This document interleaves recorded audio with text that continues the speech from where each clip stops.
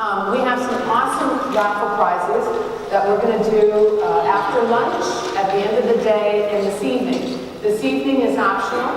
It's from 7 to 8:30. It's going to be a wonderful, relaxing sound and healing and a journey, and you'll experience some of that all day today, so you have a sense of what's happening tonight. It will be on laying down on a towel or using a chair, different ways that you can experience that. And for the raffle prizes, we have 2 laptops. We have these selenite lamps that are for well-being, and it creates a higher well-being in your home. We have what's called a jade infrared mattress, which I use, and if you have any aches and pains, you want to be the one to win that, so keep putting that out, right? I want the jade mattress. And it's infrared, which means that the heat that comes through copper coils and into these jade stones on that mattress create an infrared heat, which penetrates into the body much more than any heating pad ever could do. We also have a slow cooker. So if you're the person who needs to maybe invest a little bit more in your cooking and have less time, maybe that slow cooker is for you. So we try to bring things that are mind, kind of the computer, the body, and feeling the body, and the spirit. So, and I think we're, yes. I want to introduce myself. If you don't know me, I'm Lori Fagan. This is a women's only summit. So we do have some males in here, and they're on their own. They've been taken care of. So just to let everyone be warned, because we do not allow men. The other thing is lunch. When Paula breaks for lunch, is it noon? Lunch is 12:30. 12:30. Okay. I'll get back with you. 12:15.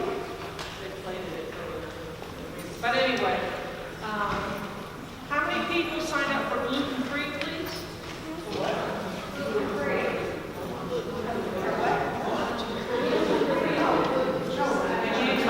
Yeah, if you're gluten-free, raise your hand like you never raised it before. You guys are 3, 4. Okay. If you're vegan, raise your hand. If you're vegetarian, raise your hand. We have 4 glutens, right? Now turn it. Okay, let's do this again. If you're gluten-free, raise your hand. Okay, some people, 1 hand, only get 1 hand. Okay, and now are you sure you're gluten-free? Because 5 minutes ago, you guys were not having your hands up. You people are good. So your 3 can go down. 3, 4. Sure? Ma'am? Ma'am? Are you gluten-free? Are you gluten-free? 100%. Yes. 4, 5, 6, 7. Okay, you're 7. Are you gluten-free? Put up again and down. Are you gluten-free? There's 8. Okay, 8 gluten-free. I have to turn it into the kitchen, and I just don't want you once I walk out the door to say, well, I decided I'm gluten-free, because you won't be for lunch, okay? Okay, so I'm going to let them know there's 8. As Paula said before, this is our 4th Women's Summit. The Women's Summit came because you all reached out to us and said you wanted something a little bit more. So I'm hoping that this is the more you're getting, and that your evaluations that are very important to get back to Paula to ensure the continuance of the Women's Summit, which will take it very seriously, and return the evaluations back, okay? And that's how we learn and we grow and we put the work of the Women's Summit to the state. So thank you all and welcome. Thank you, Paula. Thank you, Lori. Thank you. We got it. All right, let's give a big thank you to Lori Fagan. All right, here we are. Let's be here now. Take a deep breath. Let the oxygen fill into the lower cavity. And the tummy should be going out, not in. classes, like suck it in. We want to let it hang out, ladies. So be here now. Big breath in. And let it out slowly. In through your mouth, your nose. One more time, breathe it in, and let's hold it this time. So breathe it in, and hold 1, 2, 3, 4, 5. And slowly, we're going to let it out longer than we've held it, so we're going to let it out to become 7. 1, 2, 3, 4, 5, 6, 7. Be here now. Be here now. As it's today, you're going to learn about the importance of being here now. And by the end of the day, you're going to learn how it is that you can be here now for the rest of your life. And you're also going to learn how it is that you can, what it means to be here now, what that looks like. You're going to experience it. And you're also going to learn why your well-being and your health depends on it. You're this incredible group of women. Yeah. Who work individually with your children. Maybe it's your grandchildren. Maybe it's your niece or your nephew. People in the community. But I know many of you in this room also work as a network. How many of you network, work on other issues outside of your own individual issues now, or you have sometime in the past? Absolutely. And the work of that, the value of that is unmeasurable. It's unmeasurable how we come in relationship with people, and just that 1 second in time, you move them from point A to point B, and you make a difference in their lives. And that's why we're here. We're here because your lives matter. And they matter to Family Cafe. We heard the story from Lori, it was 5, 6 years ago now. And the women came up to her and said, we need a reset day. Family Cafe is great for our children and for our grandchildren and for those that we come to advocate for. But we need a time, a day for ourselves to reset our own button, our own health, and to focus on ourselves. And that's why we're here. We're also here because stress is real. Caregiver stress is real. There's no denying that. There's so much research about it. So in that, we want to provide you with evidence-based practices that will change the effects of stress. And actually that you will perceive the world differently in such a way that you will experience less stress in your life. Stress is when it happens when the outside, whatever task is before us, we don't feel that we have the resources to be able to manage it. So we want you to leave today feeling that you have the resources, the intellect, the well-being, the calmness within, and accessing your own inner guidance system to be able to deal with whatever faces you, because we are living in turbulent times. How many people feel the world's kind of going nuts on us, right? We can turn on TV, we can do it, right? We limit TV because we go, wow, things have gone crazy, and we're living in that turbulence. So we want to take you out of that turbulence, not only just for today, but giving you practices so that's what you stay out of it. We can observe it, we can know that it's there, but we don't have to engage in it. It doesn't have to affect us. So the practices that you're going to experience today, evidence-based practice, this is what they do. And some of this we measure with your pre and post, particularly the depression or the sadness, but all of this contributes, every little aspect of today, to increase well-being. By your immune response is better. You'll hear more about that from Dr. Freed. And the hormones, the good hormones get released. You're going to be able to sleep better, focus better, better memory, better recall. You can actually hear what's being said and process information when you're not in such a stressed state.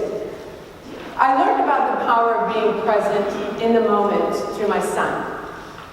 This is my son, and he's still single, ladies.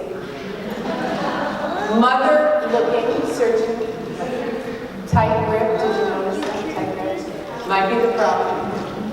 So there's in the present moment, and it happened several years ago now, and he was in first job out of college. And I had just left, my crazy, what I call kind of my crazy life, my Western medicine world of academia and working at the medical school, and had stepped onto what I now call a spiritual path. And I had also sold our home, and I'd also given away most of our things. And my son, being just the two of us now, is like, what are you doing with your life, Mom? And I'm kind of concerned about you, and, is kind of concerned son. And he says, he leans forward, though, over dinner, and it was a busy restaurant, noisy, but you could have heard a pin drop. And my son leans forward, and he says, Mom, I will say, you are more focused when we're together now. So the words were powerful, right? Wow. Kind of meant that it wasn't before. And that is true. Because in those tears in his eyes as he shared that was the mother who was struggling to keep her daughter alive. And those tears was the mother trying to carve out services that would be reflective of the quality of being I saw my daughter to be. In those tears were a mother who was busy and frantic, carving out services not only for her own daughter, but for many, many others. Late 1880s, early 90s, it's still a struggle, I know that. But it was more of a struggle, because each generation, we helped the generation move forward, right?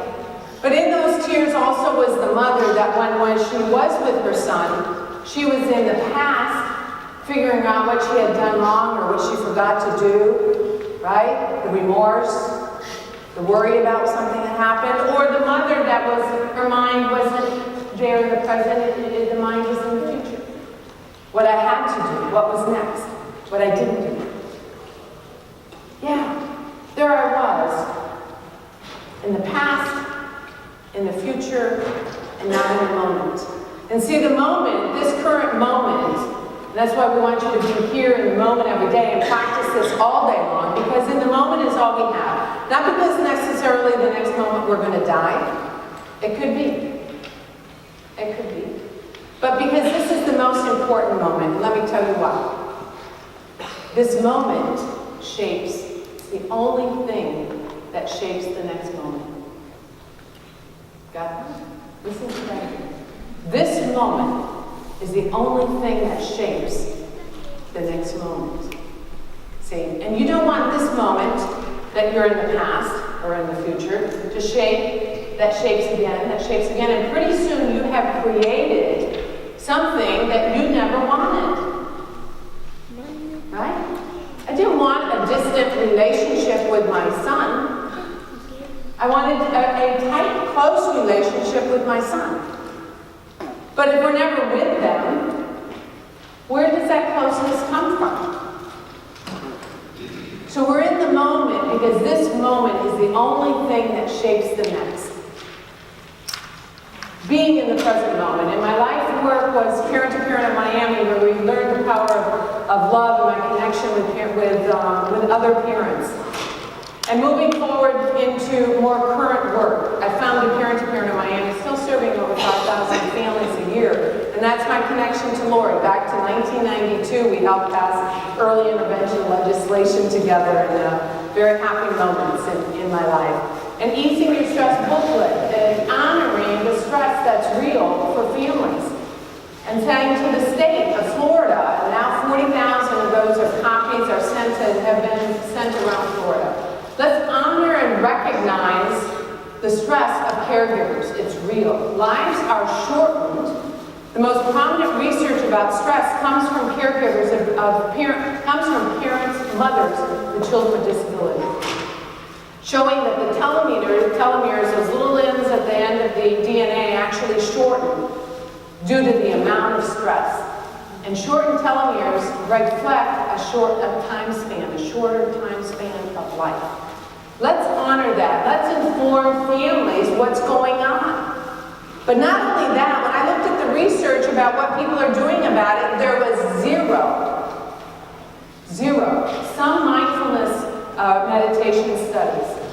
So it's like, no, let's bring that forth and give families the choice of how it is that they can deal with their stress by giving them solutions. I learned about the power of love, though, through my daughter. Yeah, sweet, right? The power of love. And everyone in this room knows this power of love, right? The power of love that motivates and moves you and gets you up, and this is what she deserves, and you go out and you get it. And you feel inseparable. Yes, the power of love, motivating you to do for your children, and you learn that love and experience it in a whole different way, very different than any other kind of love. But see, with her death in 1996, I began a different path and learning about a different kind of love. A kind of love that is a love for self. Much more difficult. The whole world is in this struggle. But it's the power of love, the love of self. And I went through many versions of that. It's like the worthy version. The worthy, I'm worthy of stories. You know, I was worthy of the hot guy. That was a big headache. That's what that got me. I was worried about the hot car, you know, ding, ding, ding, ding, ding, got me less in my bank account, right? Worthy of all the shoes in my closet, worthy of even a line of clothing that was called Worth It. You can imagine, you know, so it's these stories we tell that we're worth it, but now I know what I'm worth. I'm worth taking care of Paula. The dedication, the persistence, the time, the energy, the focus that I gave to my daughter, gave to others. I'm worth that. And so are you. That's what you're worth. And you came to be reminded of that because you already know that. There's a higher self within you, your soul, your whole being that you're going to experience today already knows you're worth it. And that part of you talked you into coming today. Because you need to be reminded that you're worth it. You're worth self-care.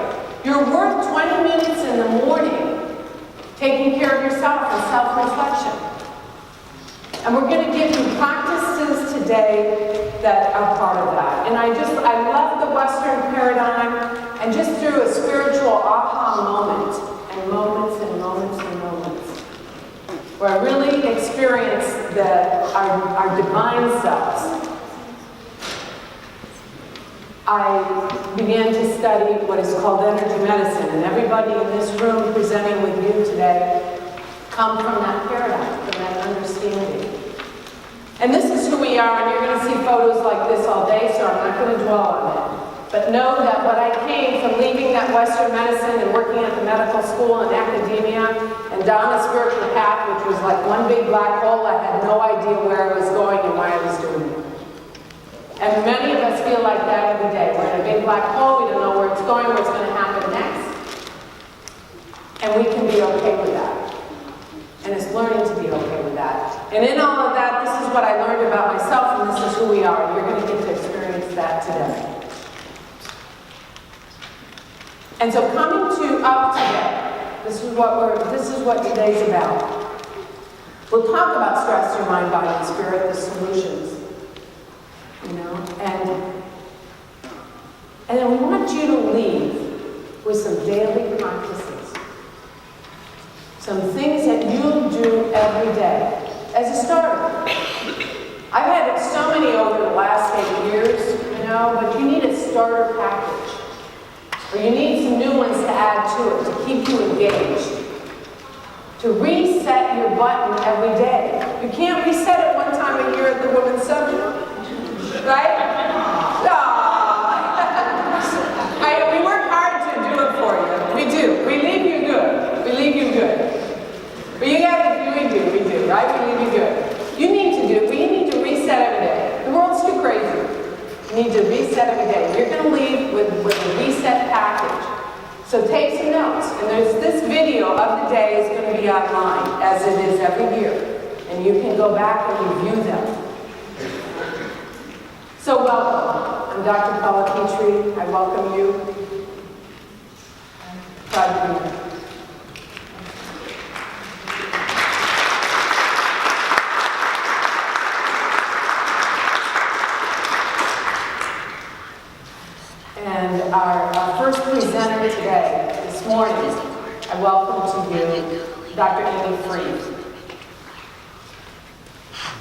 Amy Freeth is on a journey of self-discovery, healing, and authentic living. Her journey has led her to become a physician, subspecialist in endocrinology, diabetes and metabolism, a journey through the human body, learning the delicate art of hormonal disease and the internal balance. A practitioner of integrated nutrition, learning how to awaken to the nourishment of the food and life itself. And a practitioner of the healing arts of accelerated evolution, bringing profound healing and balance to the mind, body, and spirit for personal wholeness. Dr. Freeth's purpose is to share and ignite transformational healing that is grounded in the deep power of love, peace, and an infinite connection with the self and others. Please welcome Dr. Freeth.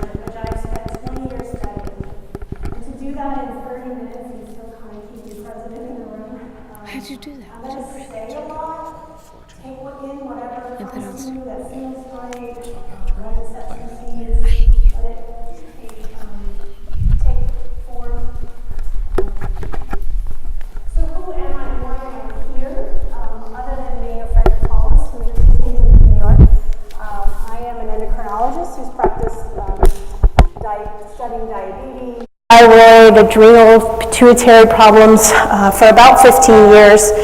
And I realized that people weren't necessarily sick, they just didn't feel good. And I didn't know how to make them feel better, I just knew how to treat the disease.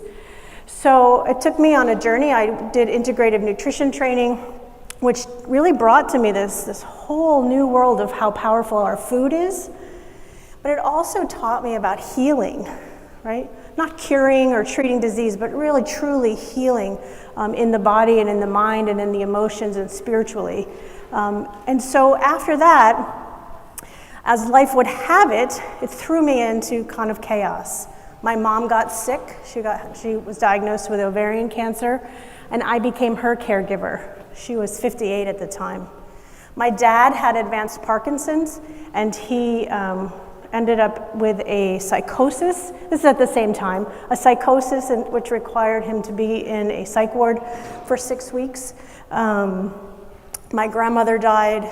My mother eventually died at the age of 62. My father died at the age of 65 in a nursing home.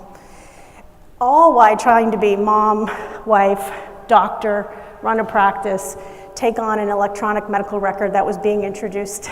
It was very stressful.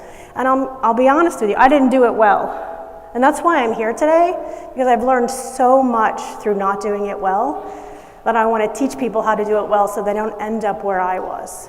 You don't end up being so stressed out that you're sick, right? This happens to everybody. Stress is one of those things that's everywhere. I also learned about the mind and the emotions, which is not something they really teach you in medical school. And it's something that's becoming really important in our world. This emotional agility is the words that are being used. Emotional intelligence. What do we do with all these emotions? Because they're there, but no one really taught us how to deal with them.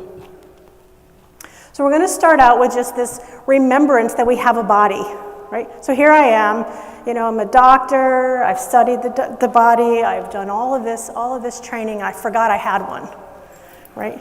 So the doctors you go to, I'll almost guarantee they forgot they have a body, right? We've disconnected from our bodies because we're living up here in our minds and in our experiences and what's going on around us, but we forgot that we have a body. And our body is a beautiful, I want to say machine, but it doesn't give it justice. It's a system of multiple systems that all work together. And your body will do whatever you ask it to do in any situation. And I know that because you're here, right? It will do whatever you ask it to do. And the quality of life depends on how well these can integrate and how well they can flow together and work together. And what happens in the moment is that we are not just a body, but our body is in a state of being, right? This is us existing. How do we exist? What's the state of my existence right now? Am I feeling calm, and my body's calm, and my mind is calm? Or am I scattered and kind of frazzled and shaky? And it's all connected. And to be able to get to these higher states of wellness, which I'm going to tell you can have in any moment. No matter what's happening around you, you can feel that calm and that physical calm, that mental calm. You can feel that in any moment, but you have to practice to get there. But to have wellness in the physical body, you have to have that in order to have higher states of mental and emotional states. So if you change your state, you change your health. And so what you're trying to do today is trying to change that state.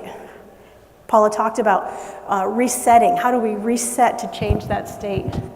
Sorry about the feedback. Let's try to move it down. How do we,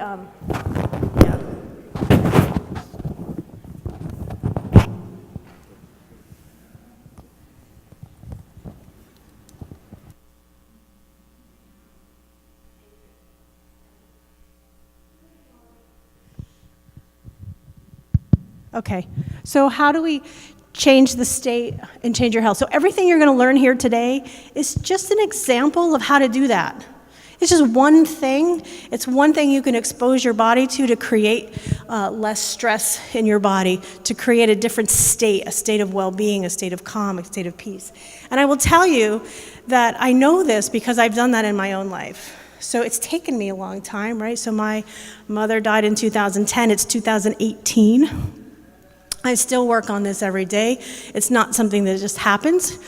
If it can happen in that moment and be the miracle, then allow for that. It's just taken me a long time to learn that. Stress is really hard to define. So if you Google stress, you'll come up with physics, right? The stress between two pieces of equipment and all of that. Stress in the body is natural. It's part of our survival mechanism. It's part of who we are, and you cannot separate stress from life. Right? So we don't get through life without having stress. All right?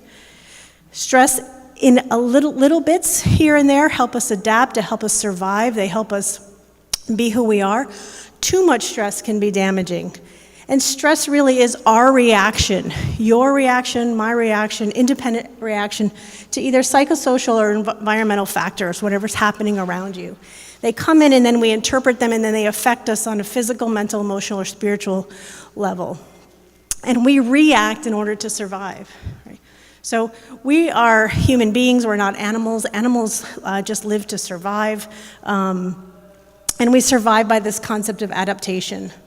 In the absence of an environmental threat, so if we're not, there's no hurricanes happening right now, there's no lions chasing us, and those kind of things, we actually can create stress by our own mind. Our thoughts, which we can't even touch, we can't even see. And so I don't particularly like roller coasters anymore. My daughter loves them. But a roller coaster could be really stressful for some people. It could be a sense of joy for other people.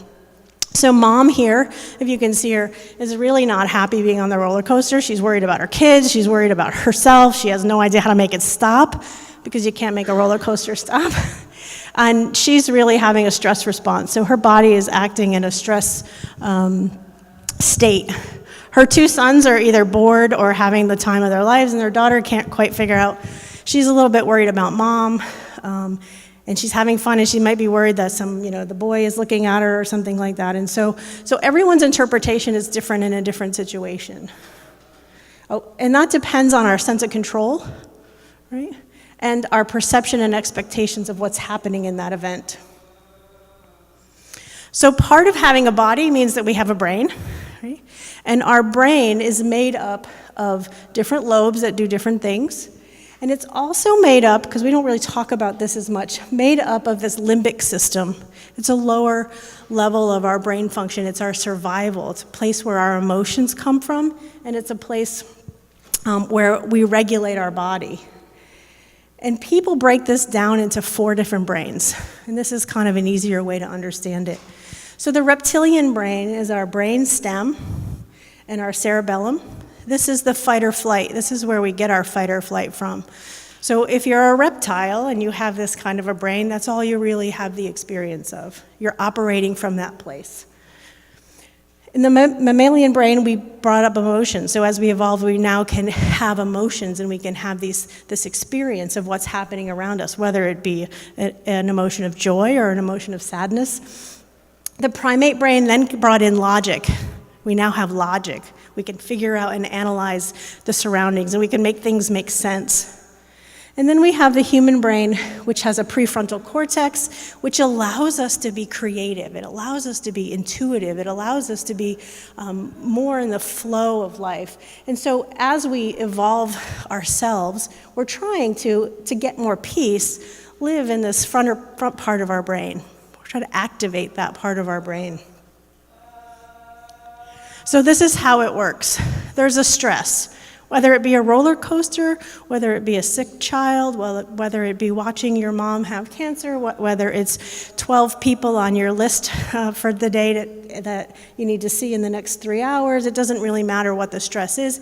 You perceive it through your senses, right? So you see the roller coaster, you hear the people screaming, you smell, the metal, you have this sense that comes in. There's a thought that's created, right? So there's a thought, oh my God, I'm in line to get on this roller coaster, right? That creates more stress. And it activates this limbic system, right? So our senses are connected to this limbic system. And if we're not able to kind of sense what's happening from our higher level of our brain, what happens is our body gets called into action, right? So there's the threat. And it doesn't matter if it's the lion or if it's the roller coaster or if it's just a thought.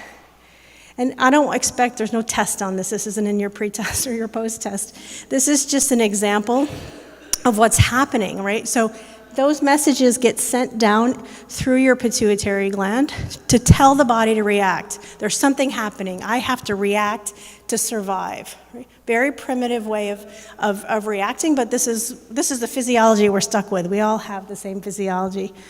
Our adrenal glands are activated by a hormone called ACTH. Again, you don't have to remember any of this. It tells our adrenal glands to secrete cortisol, which is a lot like prednisone, right? It's our hormone. It's one of the hormones. It's our stress hormone. Cortisol has its own actions. It also stimulates the inside of the adrenal gland to create adrenaline, epinephrine, norepinephrine, those hormones that mobilize what we need in our body to deal with the stress. Right? So we mobilize sugar. Right? We secrete more sugar from our liver because there's stress coming and our muscles are going to need more. We mobilize our immune system.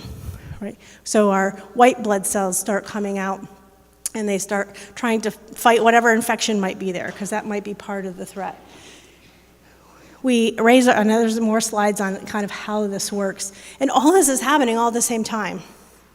Right? It's tiring just looking at the slide.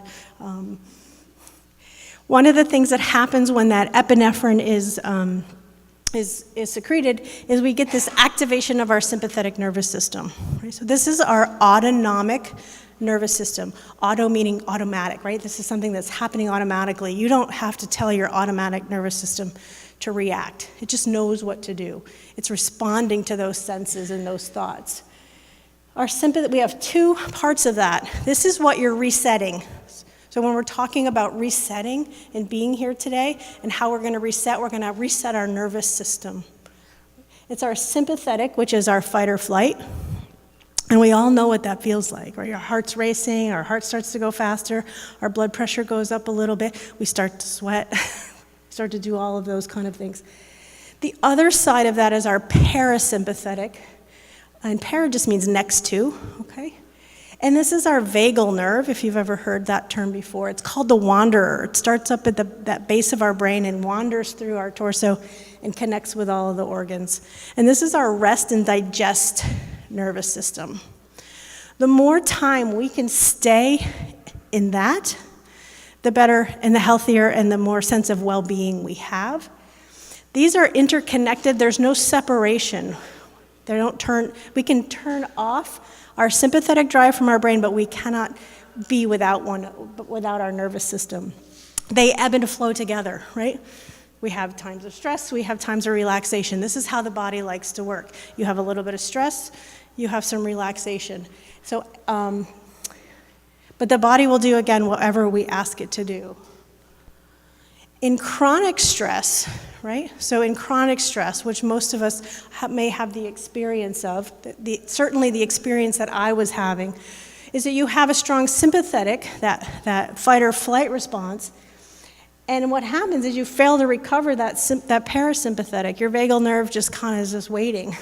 Like, when are we going to rest? The body's saying, when are we going to rest? But it's constantly being stimulated. And so the interventions that you'll learn today, or you might go home and read about, will actually help you recover that. So you'll bring up your vagal tone and you'll bring down your sympathetic tone, right? And this just happens. There's no button. This is something the body knows how to do, but we have to stop and let it recover. If we don't, we can end up in trouble. You'll end up like I was. So when I hit stage 3, I was sitting in a chair, empty. I just remember sitting there going, feeling like I was vibrating, like my sympathetic nervous system was just vibrating.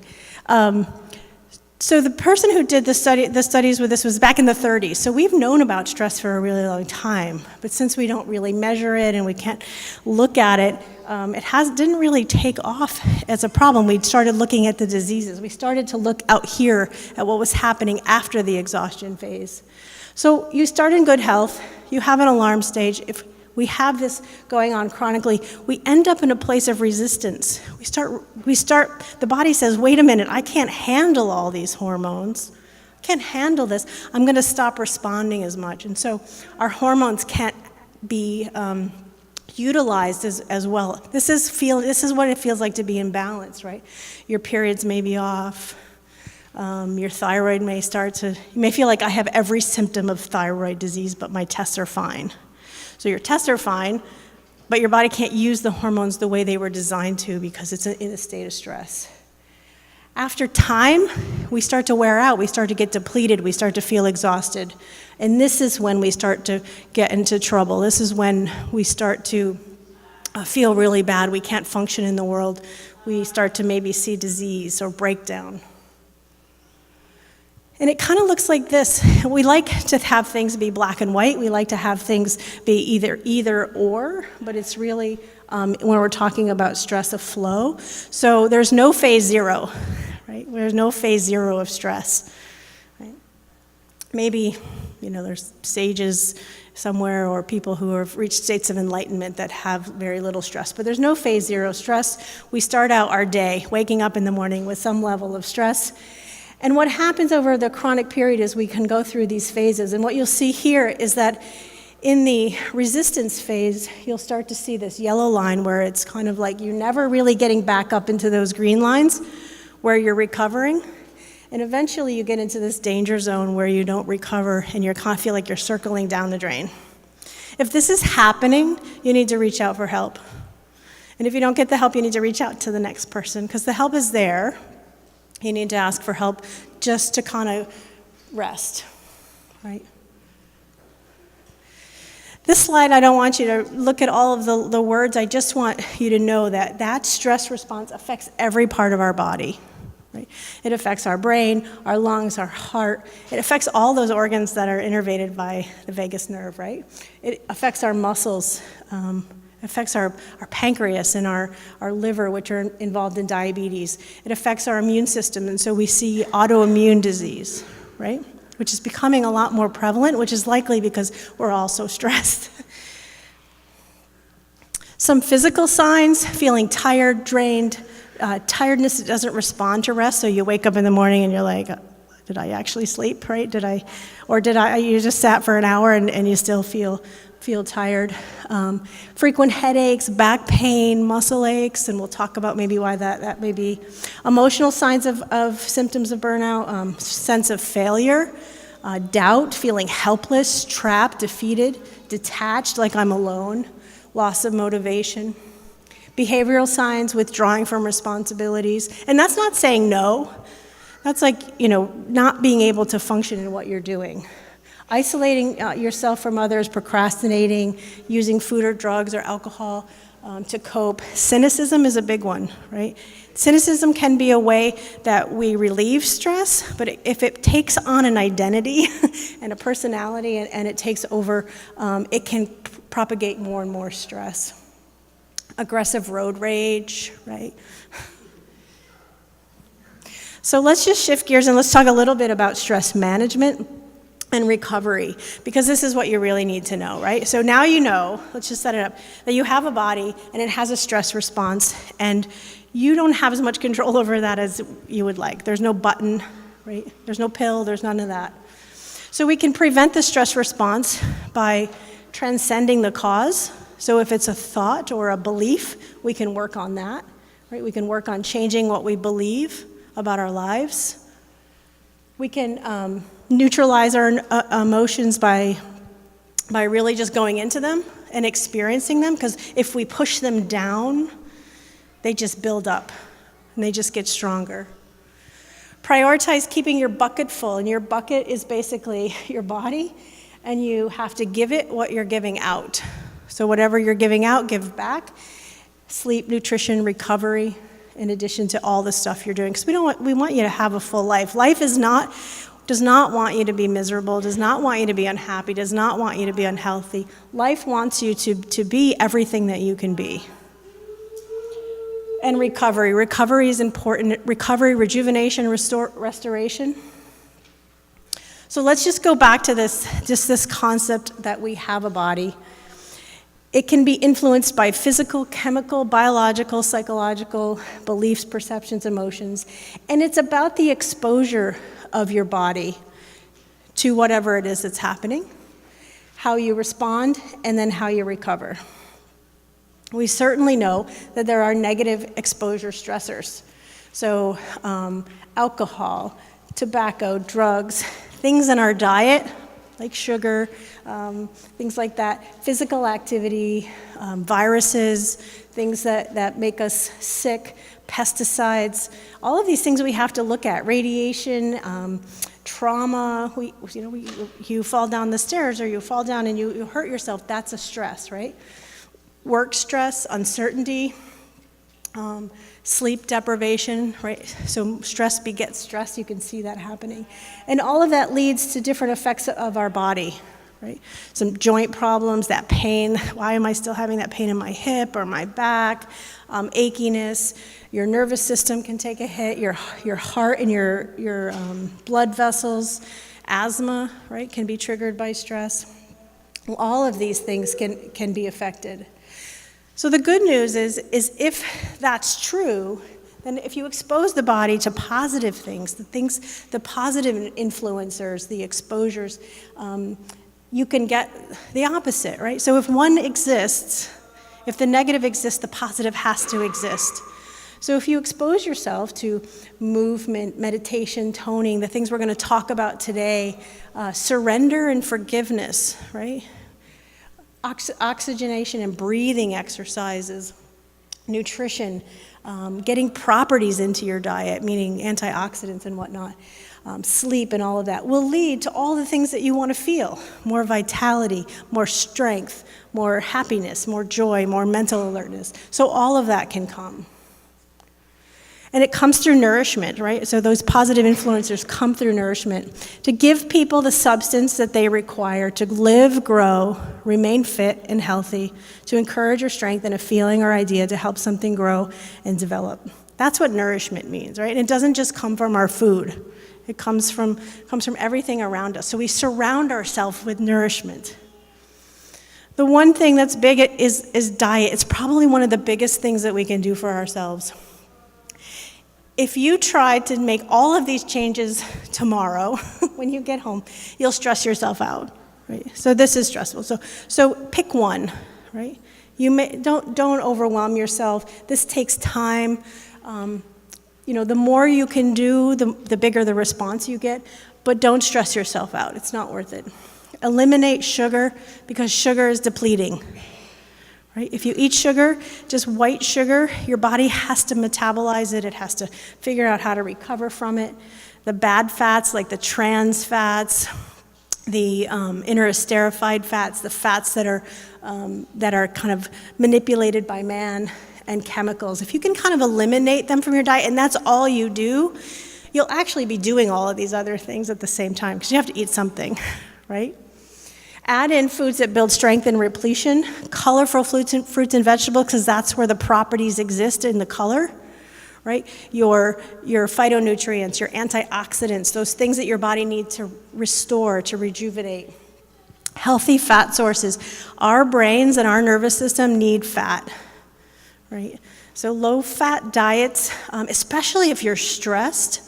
And what I mean by fats are olive oils and avocados, the really healthy fats that are out there. Quality proteins, meat, right? If you're stressed, it's probably not a good time if you're not a vegetarian to switch to being a vegetarian, because then your body has to be stressed about that. But there's also great sources of vegetable protein, and they're easier for our body, easier for our kidneys, like chia seeds, flax seeds, hemp seeds, sprouts, pea protein. These are all things that we have available to us. Cultured or fermented foods, like raw sauerkraut. If you've never had raw sauerkraut, you should really try it. It's not the sauerkraut you buy in a bag. It has so much flavor and so many good probiotics, right? One of the things that happens in stress is your stomach starts to break down, that the lining breaks down, and so we have to rebuild that. Complex carbohydrates, not a great time to give up all grains if you're really stressed, because there's lots of good B vitamins, there's hydration in them because we cook them with a lot of water. And adaptogens, which are either like herbs or mushrooms. So if you think about mushrooms and trying to get them in your diet either through broths or teas or even just eating them, they know what to do. Adaptogen means it goes in your body and it says, oh, I know what to do here. And you don't have to think about it. And what happens in my body is different than what happens in your body because it just has some intelligence. And so these are kind of things to do. And when you eat your food, let it take care of you. When you drink your tea, let the tea take care of you. And what I mean by that is you sit and you be present with your tea and you just say, I'm just going to drink you and enjoy you. You do whatever you need to do in my body. You let the tea actually, or the food actually do whatever it needs to, because your body already knows. Right? You don't have to worry about that. Eat from nature and nature will take care of you. Movement and rest is really important. This is not a time to do marathon training, right? That's a stress. I actually just saw a man who's 53 who used to do endurance training, like these big long bikes things, and he has osteoporosis because he did that. I've never seen that before. So he has a thinning of his bones because he stressed his body so much exercising. So we're not talking about that kind of exercise. We're talking about a leisurely walk. This is actually the path in Cooperstown where I walk.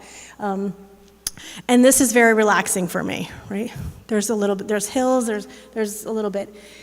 Doing less intense interval training where you kind of maybe walk up a hill and then rest, or walk up a hill and then down a hill, allows your body to both have a tiny bit of stress and then go back into that parasympathetic. It's kind of how our body likes to work. Simple walking is enough. Do nothing, which is what I asked you to do the first thing. This is the hardest thing to do for people who are busy. Like if I just said, okay, the whole day is just going to be doing nothing, you would freak, right? You would freak out because doing nothing and being lazy is not something that we think is a good thing. It's very important for our bodies. And when I say do nothing, I mean don't read, just sit. Don't meditate, just sit. Right? Breathe, we talked about breathing exercises, restorative exercises, like restorative yoga where you just have to lay there. Like that's great yoga, right? Passive interventions where either somebody is doing a massage or aromatherapy where the therapy itself, you don't have to do anything except smell it, right? And good quality sleep. Your fascia is important. This is not a word that's thrown around a lot, but fascia is what keeps our body and our structure together. And when we're stressed and we don't move enough and we don't walk enough because we're taking care of everything, we get disorganized fascia, and that's where our pain is. That's where these aches and pains happen. And so taking care of your fascia is really important. Even just stretching and walking is enough to kind of do that. If you're having a lot of pain, then you can do some other things. But I just like you to hear that word. Look up ways to activate your vagus nerve and find one that you like. One that means something to you. Acupuncture, Tai Chi, laying on your right side, massages, breathing exercises, prayer, laughter. Laugh a lot will activate your parasympathetic. When it comes to your mind and your emotion, it's really important to learn the mechanism of letting go. This is something you do every moment. So Paula talked about the present moment. This is something you practice doing in every moment, right? You can practice the big letting go, but it's in this moment I need to let go, right? Letting go. This is something I would recommend reading about.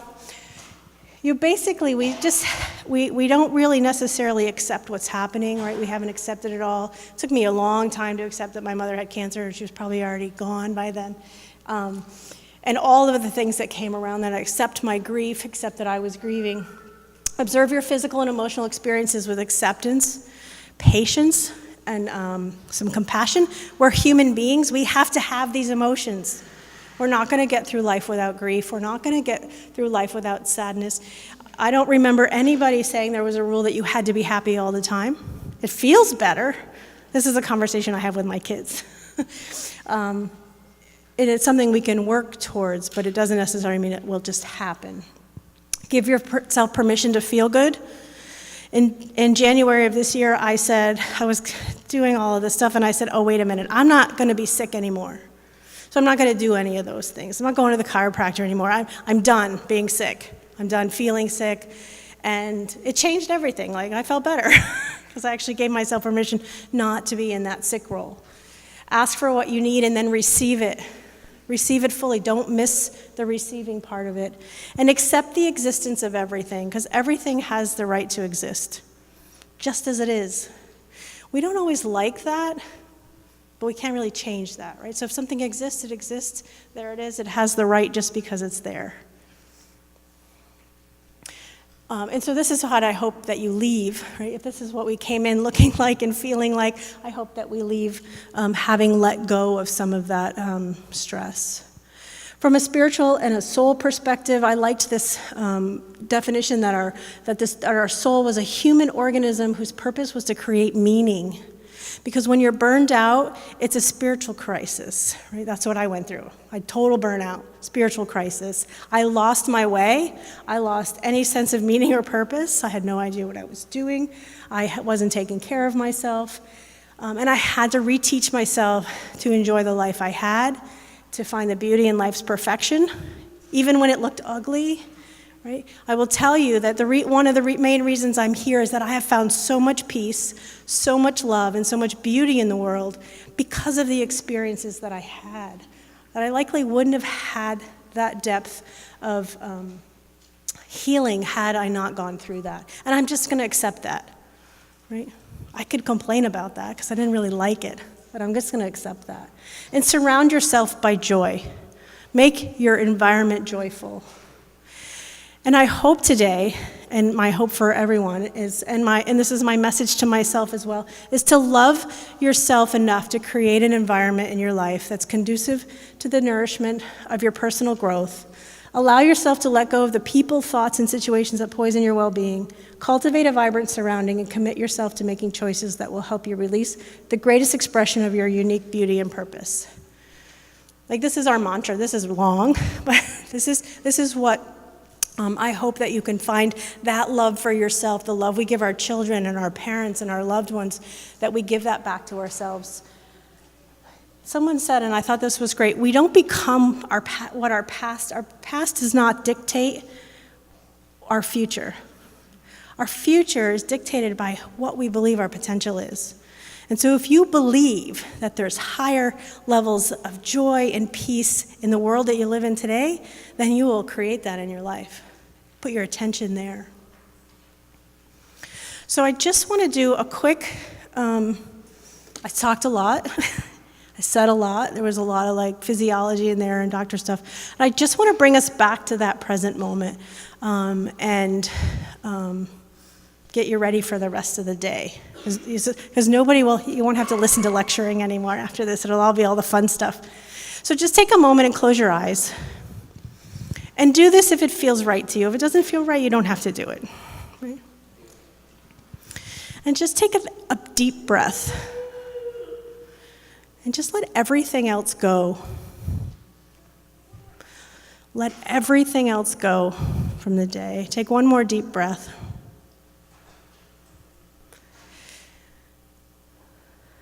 And I want you to really feel your body. Just feel that you have a body. Feel the presence of your body in the chair. Feel your feet on the floor. Feel what it's like to just be in your body.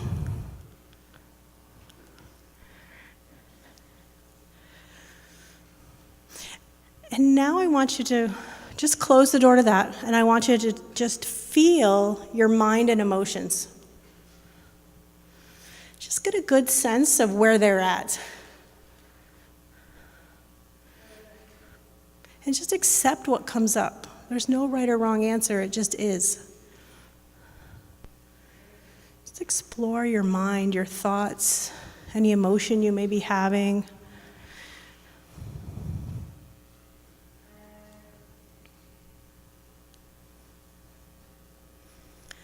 And now close the door to that, let that go, and I want you to come back and I just want you to feel your body. With your eyes closed, just feel your body. Bring yourself into your body and just feel it. Any aches and pains, any place of ease or tension.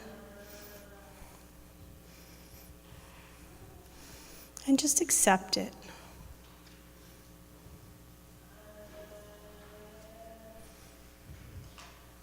And close the door to that, and now just feel your mind and your emotions. Come back to your thoughts. Any emotional that you may have that are coming up. And just accept them.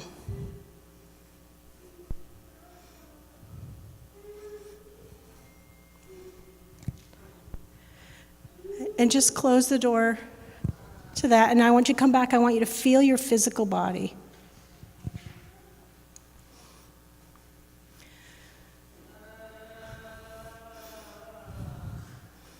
Feel your presence in this body that's yours.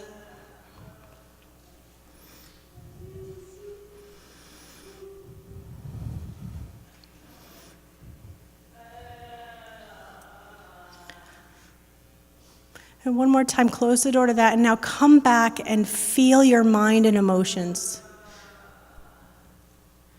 Really feel your mind and your emotions. What's happening in there?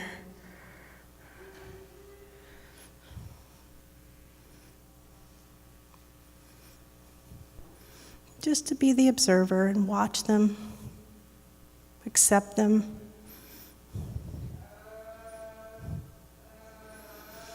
And now everybody take a deep breath in. And as you exhale, feel your body and your mind and emotions at the same time, wherever they're willing to merge. Just allow your mind and your body to come together.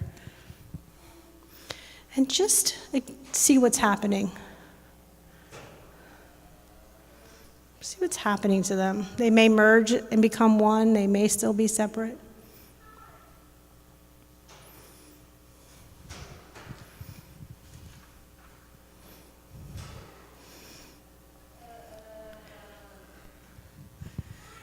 And when you feel complete, just go ahead and open your eyes.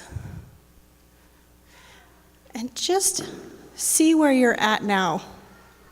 Look around the room. Maybe the room feels a little brighter. Just acknowledge what's coming up, that your mind and your body may not be together. Your mind may be over here. Your thoughts may be over here. Hopefully we've brought them closer and closer to this present moment, to here in the room.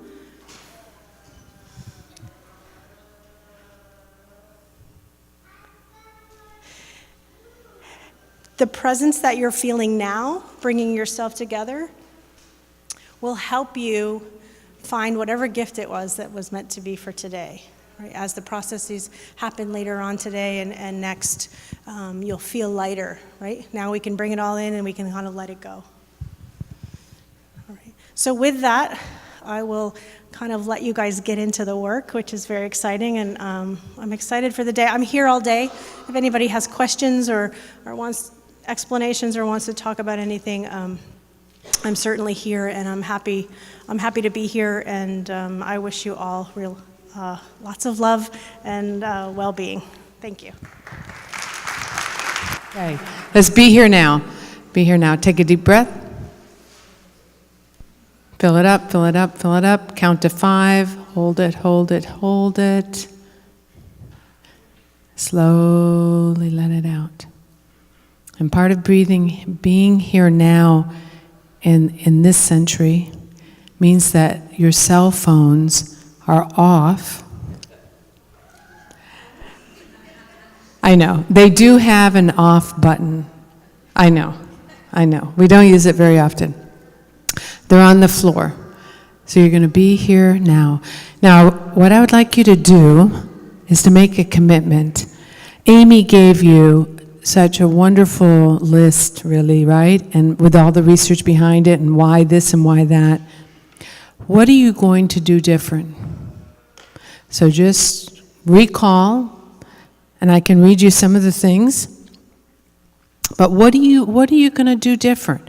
You're going to reduce your sugar. You're going to add more color to your food. Add all those rich seeds into your food. The teas, being present with what you're eating. Just being there, being present. Doing nothing. How many people liked doing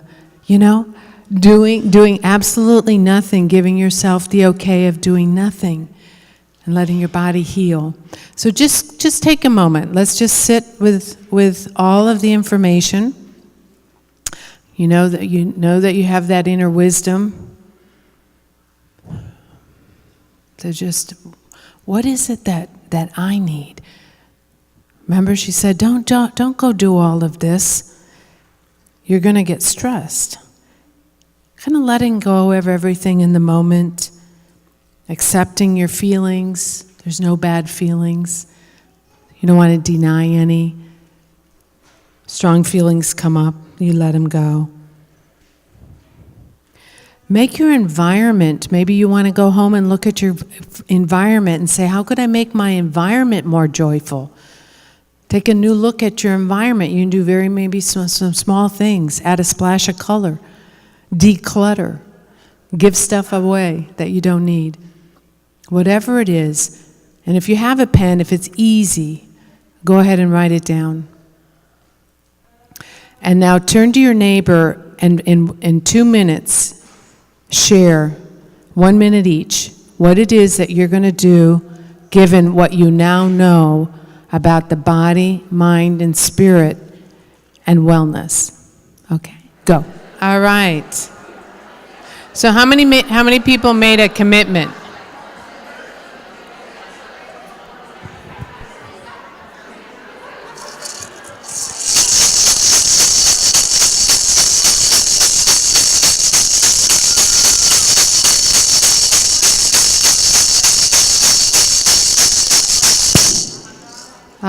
wonderful. So how many people made a commitment to themselves? This is part of love of self. This is what love of self looks like. This is what it looks like. You know, we want to live a life of excellence, and I know everyone in this room lives a life of excellence for their child. I have no doubt about that. Aristotle said a beautiful thing about excellence. He said, excellence is not an act, it's a habit.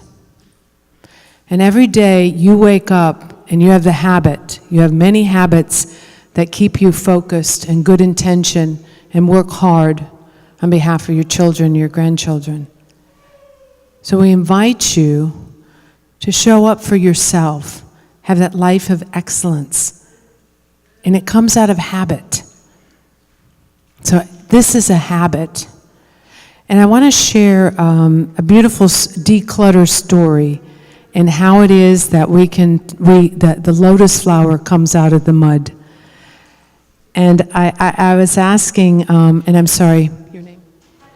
I was asking Heather because she didn't have a partner. And she said, I'm going to go and I'm clearing off the paperwork because it's sitting on my cabinet and I look at it every day and I'm going to finish it and then it's not going to be there. Wow. So you're decluttering. She goes, oh, no. We decluttered in April. My entire house burned down in April. We decluttered in April. And it was now looking back, it was the best thing. People want to give me stuff, I go, no, thank you. I used to live in a 100 square foot apartment or 300, tiny. It was the biggest relief. They'd say, oh, take this. No room. Right? So it's that decluttering. And what happens out of the bad, right? The mud, right? The mud in our lives. What we define or feel ugly in the moment. And by perception of it, it can turn into the lotus flower. That's the life of disability, right? It's the life of grief. It's that cycle. Turning something that is so difficult in the moment and then looking at it later going, I find the gift in that. And that's a huge de-stressor. That's the happiness pill. Because the river's going to take us where it's going to take us. And none of it in here, I don't think, planned the life that you have, right? I didn't plan my life, right? The river's going to take us where we're going to take it. And if we're going to find joy in that, a major theme of Amy's presentation, or not, is our choice. It is our choice. So I just encourage you, invite you that excellence, that the habit of self-care, self-love. I'm very pleased to introduce our next speaker, also new to the Women's Summit, is Teresa Martinez. Delightful, energetic, powerful woman who's bringing her work to a lot of women in many different countries. She's an accomplished energy medicine practitioner, spiritual teacher, with over 20 years of holistic wellness training, certifications, and apprenticeships. One of her biggest passions is working with women and creating support groups, circles, and meetings worldwide. Prior to her wellness and spiritual past, she spent over 15 years in the business world, working for large corporations and small businesses. She worked for many years in physical fitness, including teaching children in early childhood settings, and motor skills and gymnastics. She enjoys sharing her wisdom, knowledge, and gifts with groups and individuals in many settings. So we welcome Teresa.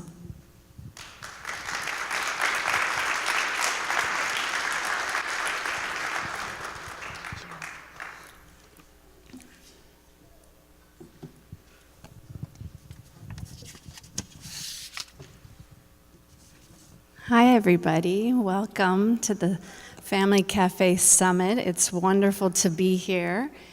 And following Dr. Amy, wasn't that great information?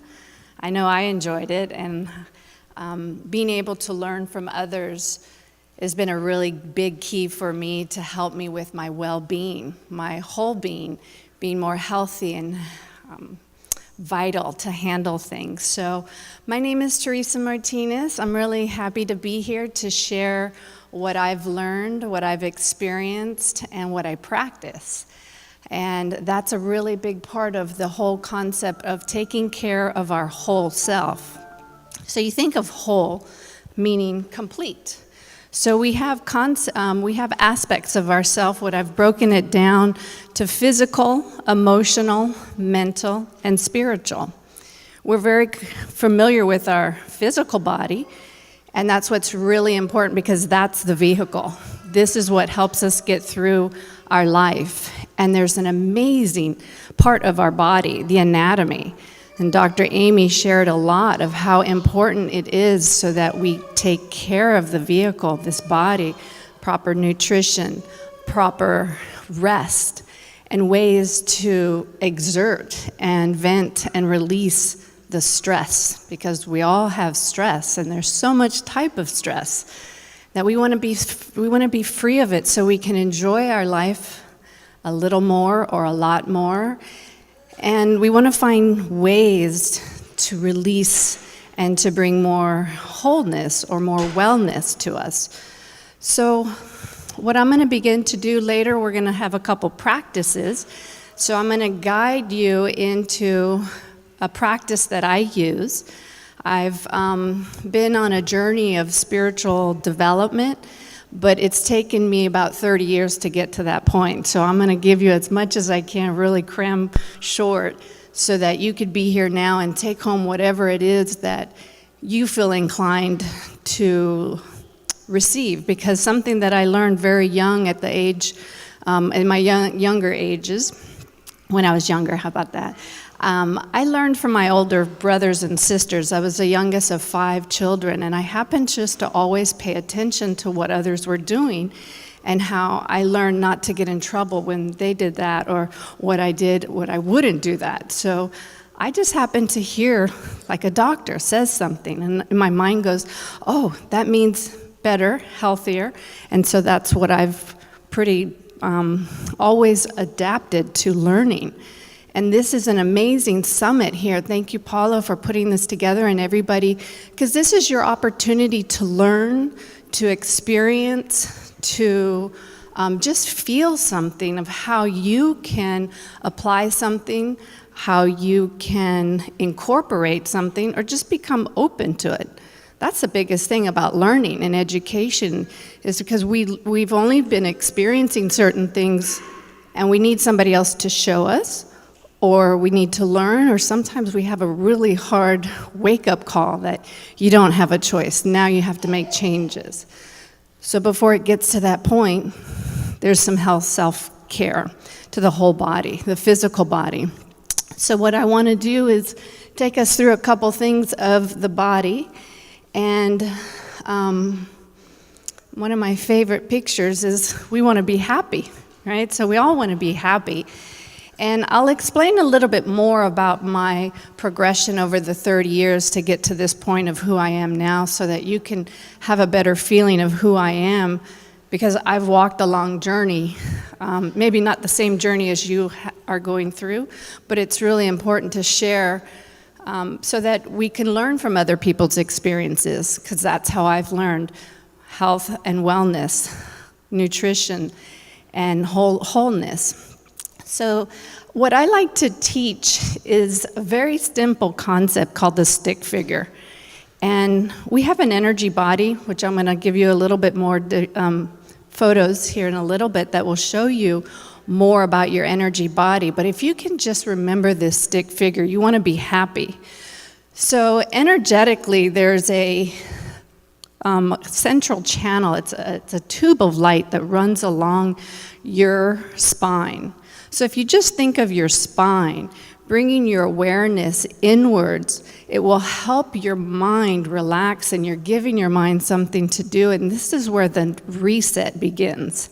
The reset so that you can have a moment of peace, because you have many other moments where that stress And that responsibility is taking you and your body and your system into this the endocrine system, the adrenals. Your parasympathetic system is overactive from the sympathetic system. So this is just a way of using your breath and an awareness to go into the body, which if you just close your eyes and think about your spine from the back of the head all the way down to the bottom of the spine, you want to start feeling your body. And so I'm just going to also invite you to maybe put your phones down. Your phones have a lot of electricity. I'm a big fan of less EMFs, so putting your phone on airplane mode more often will help your energy field, especially around your children. Put it in airplane mode, and definitely don't sleep with your phone around you, so that you can receive the energy that helps to bring more vitality into you, so that you are upgrading, you are getting charged up to keep doing what you're needing to do. So that spine connects to arms and legs. Energetically, there's meridian lines. And if you look at the circulatory system, the muscular system, the nervous system, there's pathways. So these are just energetic pathways, which is a science base along the meridians. If you've heard of acupuncture, then you'll know that there are pathways energetically. Acupuncture is an amazing technology, ancient system of healing the body through pressure points, through pathways. It's a big matrix, it's a big circuitry of energy.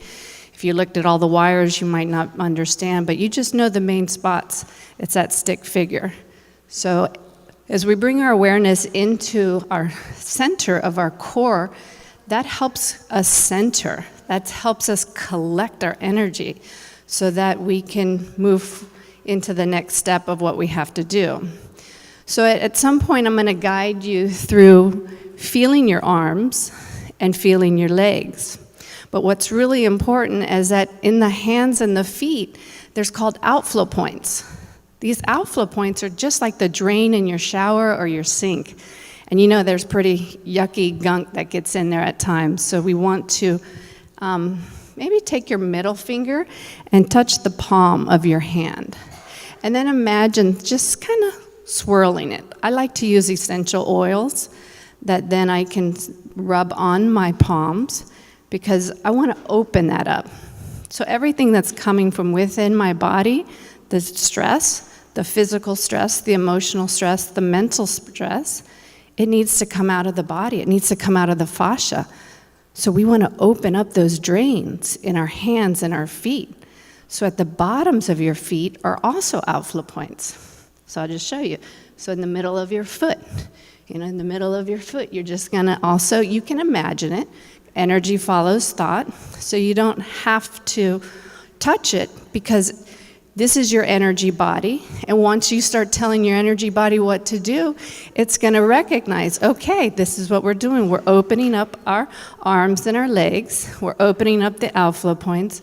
So I can let go of all of this stress. I can let go of all of this pain because it doesn't serve me. So pain and stress is energy.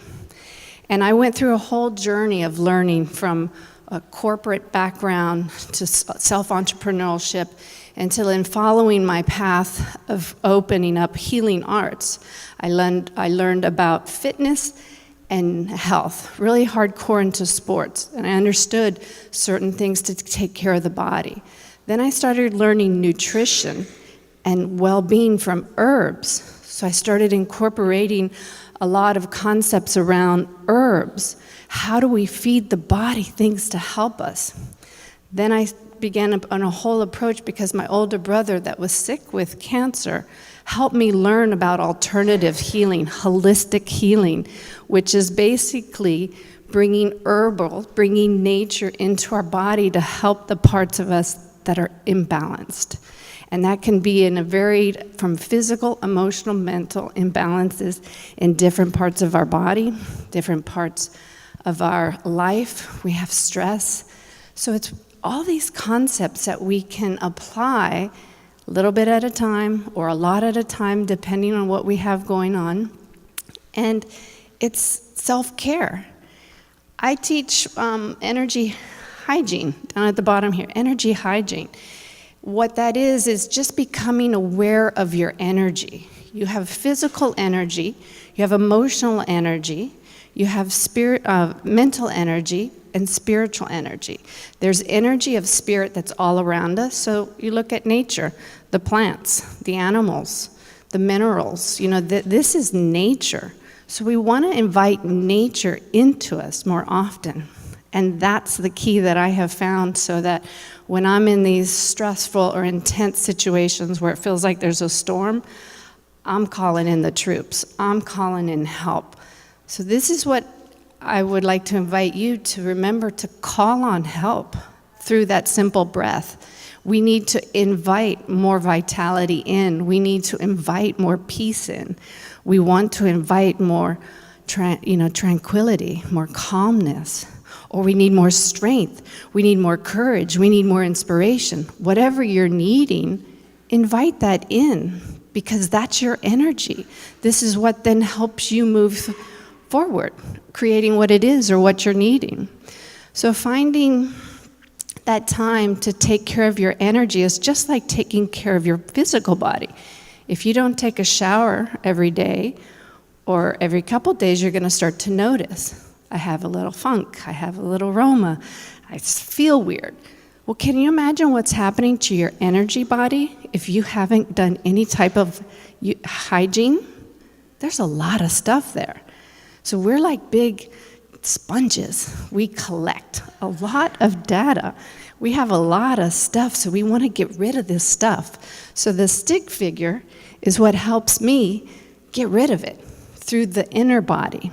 So the crown, which is our head, an energetic, in the energy body, which I'll show you later, we want to imagine the energy from our higher self, from our divine self, from spirit, coming into our brain, into our head, and then it runs along the spine, runs along the arms and the legs. So at some point really soon, I'm going to have us all stand up and we're going to practice this. So, stick figure, outflow points in your hands and your feet. You open up your head and you invite light in. And the best way is with your breath. You need to stop your mind and you need to bring your mind inside. So that's giving you a reset, just a moment like that, taking a couple deep breaths. While we're in that reset, using the imagination of a waterfall that you have a dial that you can turn up or you can turn down depending on the intensity of what you're going through. So I can step into that lightly drizzle shower and go, okay, I'm cleansing this emotion that I'm feeling. I'm letting go of the stress or that conversation I had with somebody. Or I feel really exhausted and tired. I don't know if I can go make more food or I can do all these chores, all these responsibilities in the home. Let me just clean my mind from that, clean my field. And I imagine this waterfall, a white light coming down, just like you take a shower. So you can practice this while you take a shower, because it's the best way for you to start to become aware of your own energy. And once you become aware of your own energy, then you get to master the things that are going to help you. Then you'll recognize that action, that behavior doesn't serve me. So why am I doing that when I feel this way? Okay, that's my emotional self. That's my mental self, because we're not really aware. A lot of times I used to say I have a robot. It just does. It knows exactly what to do. I don't even have to think. It just takes care of me. It brushes my teeth. It gets shut. I get all ready to go, and then I go to work and I do all these things. Well, where was I present? Did I slow down? Did I stop and breathe? I'm just doing. We're in a doing because you're in a caretaking mode.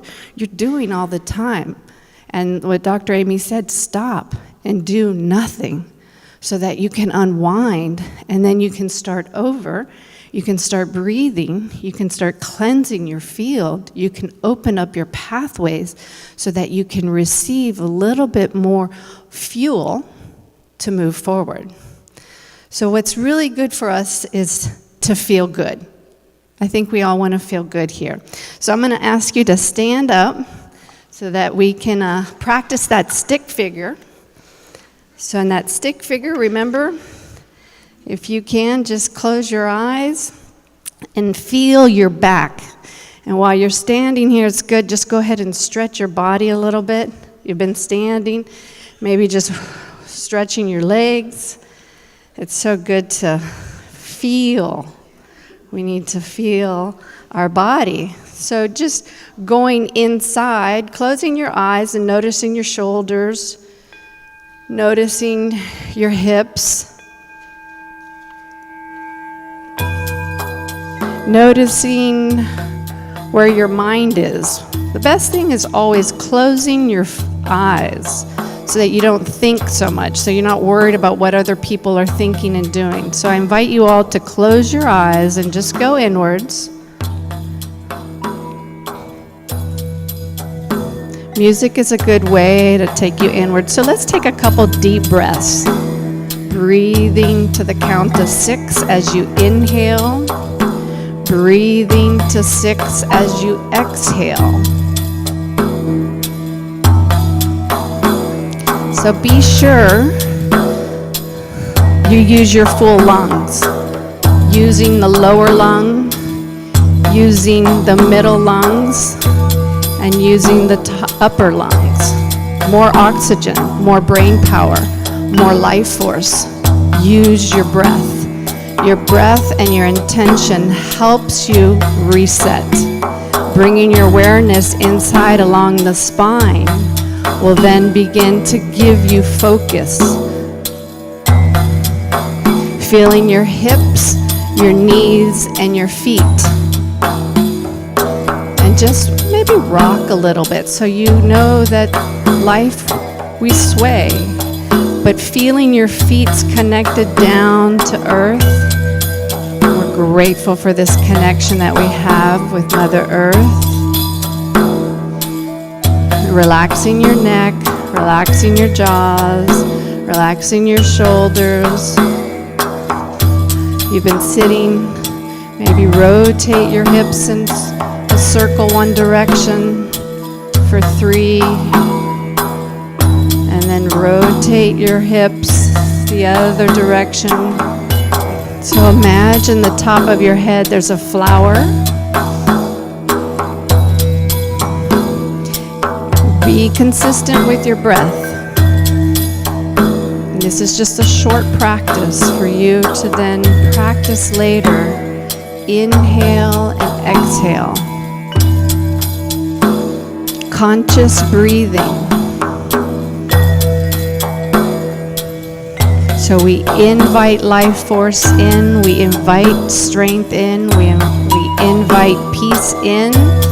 As we exhale, we're releasing, we're letting go, we're freeing ourselves from all that stuff, all that stress. So imagine those outflow points in your hands and your feet are opened.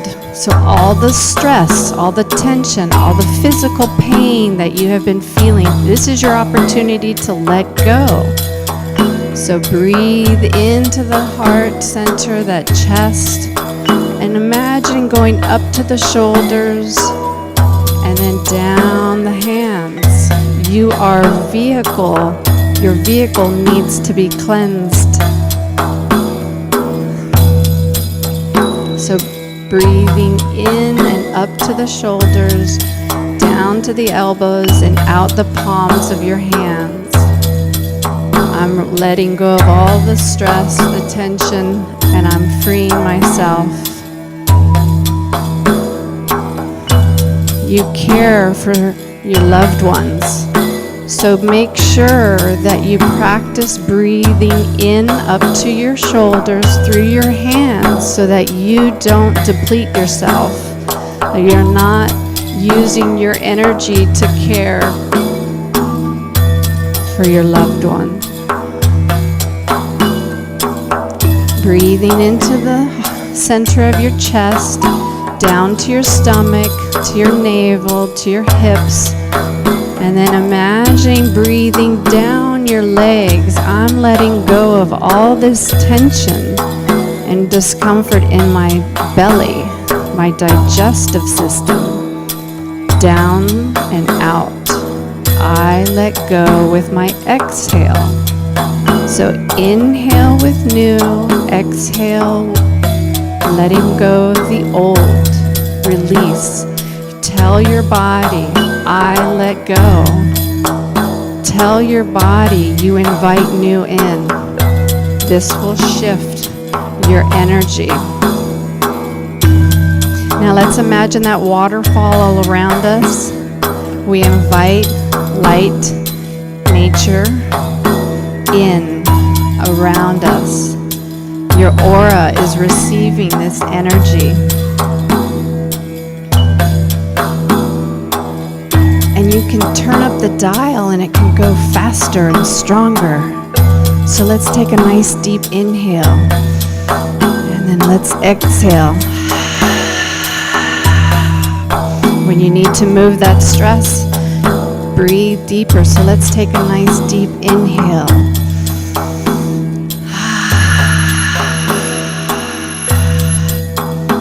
And then just gently coming back and maybe looking down. Open your eyes, looking down.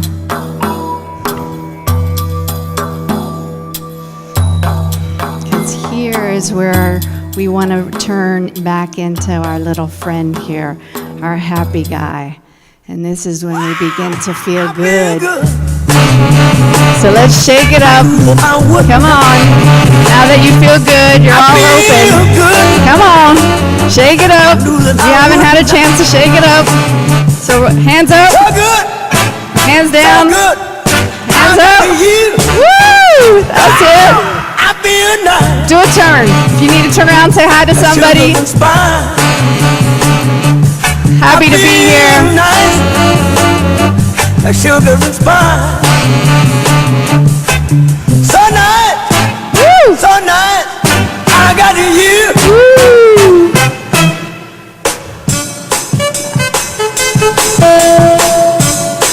Okay, thank you for expressing how you feel good. Make sure you dance at home.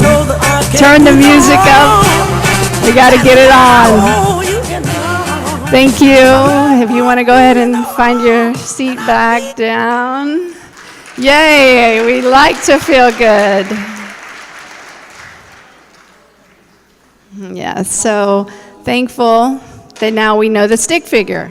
Stick figure is really important. It's a simple concept that I've been using for many years because I went from learning about health and nutrition and herbs with my older brother. And when he passed away with cancer, I started to wonder, what was I doing with my life? Why was I in this corporate field? What am I doing working for so many other people? What do I want to do? What do I want to do? What do I want to do? And I went to a conference, something similar to this, and it was a New Age conference in New York, in Manhattan. And I thought it was kind of really wild. I was like, what is all of this? What are all these people? I'm like, where have I been at? I thought I was in a circus, and it was, because it's from unfamiliar. So sometimes those unfamiliar things, it's okay, but it's also being open to be exposed to things outside of our box. Because we only know what we know, but there's other people. All these beautiful people that are here today presenting have something to share from you. So what I want to share is that what I learned in that experience was I had 10 minutes of experiencing energy medicine. I was shocked when I saw this person laying on a massage table and these people with their hands going up over the body. I'm like, what are they doing? They're like, energy healing. I'm like, well, what's energy healing? They said, you want to try? I said, sure. So I sat down, I lay down, and in 10 minutes I saw visions. I saw colors, and my late brother appeared to me in a vision. So I said, this is powerful. I need to pay attention. He's never appeared to me before like that. So I knew right then and there as I got off that table that it was time to me to make that change, and I was going to study energy healing. So I took a 2-year program and I began to understand about energy medicine and the anatomy of the physical body, the anatomy of the energy body. It overlaps. The energy body is just a hologram that feeds energy from nature in to support all of the organs, the glands, the system. We want a healthy body, so we need to have a healthy energy body. So that's compiled of physical, emotional, mental, and spiritual energies. So this is a simple picture just to show you. I'm going to go through a couple slideshows. Images. I like to work with images. They helps me a lot. And then we're going to do a practice. And the practice is something that then you can take home with you and that you can practice. Because the more you practice something, the easier it is. So at any moment, I can tune in, I can center, I can connect to myself to then move forward with what it is, being more conscious of the energy that I need. So this is a photography of the energy body, which is called your etheric body. So everything that is alive has a membrane around it. And up above, this is an image of the physical body. So there's photography that can take pictures of your energy body. Down the bottom left, that's a picture of her hand. You see the blue all around? That's your etheric body. So this is an image of tomatoes. This is a cooked tomato. This is a raw tomato. So now you see when you eat raw vegetables, you're getting more vitality. And when you eat cooked foods or microwave foods, maybe there's not as much vitality in there. So in a handout that I passed out, I go through all of the areas of the physical, emotional, and mental. Some of the things on your body, we need to make sure we're eating healthy food for you to perform better. Put good gas in your car. Get an oil change now and then. It's like we need to put that healthy, natural food, nature. I brought my water bottle up here so you could see I put my affirmations on my water, so I enhance the water. And a lot of times what I've been doing for 16 years when I understood energy medicine, my food has energy. So when I go to a restaurant, I don't know what that chef and that cook is thinking. I don't want that energy in my food. I don't want to eat that. So I'm going to hold the plate and I'm going to say a blessing. I'm going to tell my energy to clear out this old energy, and then I'm going to bless it. And then I'm going to tell my body that it's going to receive it, and we're going to get the nutrition out of it. Physical, emotional, mental, and spiritual. So the physical, emotional, mental, and spiritual, I call it PEMS. P-E-M-S. P-E-M-S. Physical, emotional, mental, and spiritual. So here we have an auric field, and that aura is that membrane. And in the top of the crown, remember I said in the top of there's a flower there. That's where light comes in, comes down your spine and out. So begin being aware that we can get in and out. So we want to constantly have these waves of light coming through us so that we can cleanse our body, our stress that's emotionally and mentally in your field, but in your tissues. We have a lot of old data in our tissues. We were not even aware of it, that what was happening to us when we were in our mother's womb, that we took on energy, and it plays out until we choose, that doesn't serve me. I don't want to react like that. I don't want to behave like that. I'm going to let that go. Instead of having to go to therapy for all these things, just start telling your body, I let go. Physical, emotional, mental, and spiritual. This is an image of your aura, right? So the one to the left is your aura. Some people can see. There's photography that will show you your aura and the colors of your aura. I like to use the concept of a bubble, an egg. I'm going to get in my bubble. nobody's energy is going to come in. So bubble yourself is really important, especially after you cleanse yourself. You want to make sure your energy stays healthy and protected, and that you're not going to take on your loved one's energy, and that you're not going to share your energy to your loved one if you're not feeling good. Pulling your energy in, I am bubbled, I am safe. So this is an image of a hologram of that etheric body to the left. And then remember the stick figure? Here's just another concept of it here.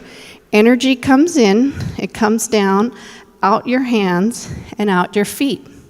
Stick figure. Open your head, open your legs and your arms, and you'll begin to move that energy out. So we have a whole field around us. That's our aura. This is just another image to show you. The energy comes in. Now those dots are called your energy centers. Those are called chakra. Chakra is a Sanskrit word that means spinning wheel. We want to have our energy body as healthy as possible. So there's the image of that crown chakra, that flower. So like any flowers, they need light. So we want to imagine opening up those flower petals to get more light into the brain, feeds the pineal gland, feeds the pituitary gland. Those are your master glands. We want to have more light fuel. So I like to practice this because it's like charging my phone. You have to charge the battery as often as possible.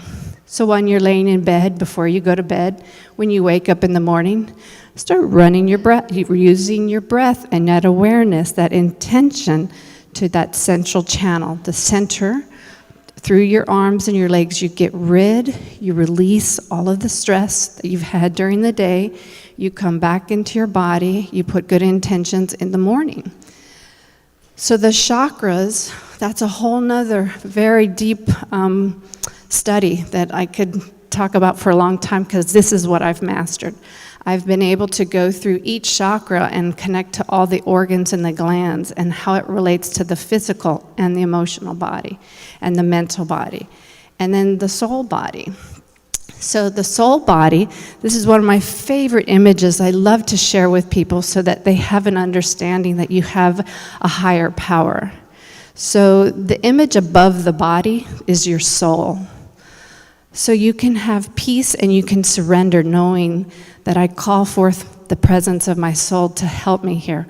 What is my soul going through that needs this experience? What is the soul of my loved one going through? Communicate soul to soul allows you to be less communicative, so you're not frustrated of not having proper communication with your loved ones. We breathe into the heart. From our heart, we connect to our soul, and we connect to their soul and to their heart. So now we have a beautiful way of communication to our loved ones, heart to heart, soul to soul. So this just helps me kind of start to be aware that I have a very designed body. And what's most important is just remember your bubble and your stick figure. You want to be conscious as often as possible so that you can move through whatever it is that you have to deal with. So I'm going to have some time later. If you have any questions, I would love to share more with you. We're going to do a practice now, so it's going to be like a little guidance, where now I'm going to combine the heart, the mind, and the spirit together in a little bit of a meditation. So I just call it guidance. So this is where we're going to go kind of inwards. So meditation is just focused on one thing. You don't have to sit anyway, but the most important is that you begin to focus on your breath.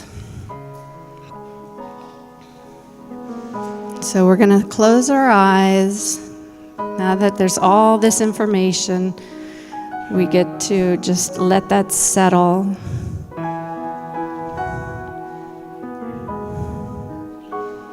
Breathing in.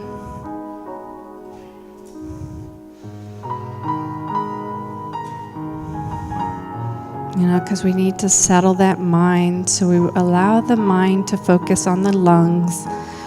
Breathing in the lower lung, the middle lung, the upper lungs. Breathing up to the shoulders, down and out the hands.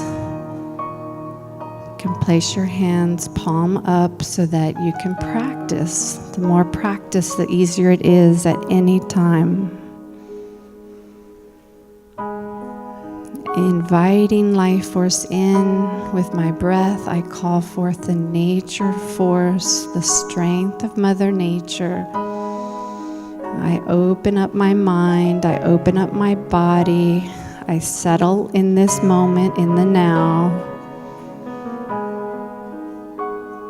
I breathe, I bring my awareness up and down that central channel, the spine, the core of my energy body. I'm bringing my awareness inside. And this is such a beautiful gift to give to yourself. And then feeling my hips, my knees, my feet going down, feeling connected. I am supported from Mother Earth. I am loved from the Divine Mother, this beautiful planet of love. So we can invite that love in and back up to our heart. So then now feeling the pulse of your heart. Feeling that pulse of your heart.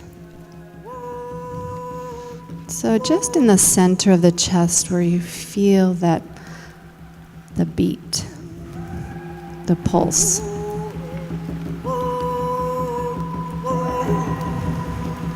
Let that expand as often as possible, because this is where you tap into your fuel. Beyond the mind, beyond the body, there's a sacred chamber inside the heart. Taking a nice deep breath as you inhale and exhaling. Always using your breath. Exhaling out, I release. I free myself from the stress, from all of the busyness, the pressure, the tension, the overwhelm, the exhaustion, the tiredness. I choose to let that go now. This is a reset moment when you breathe and connect inwards.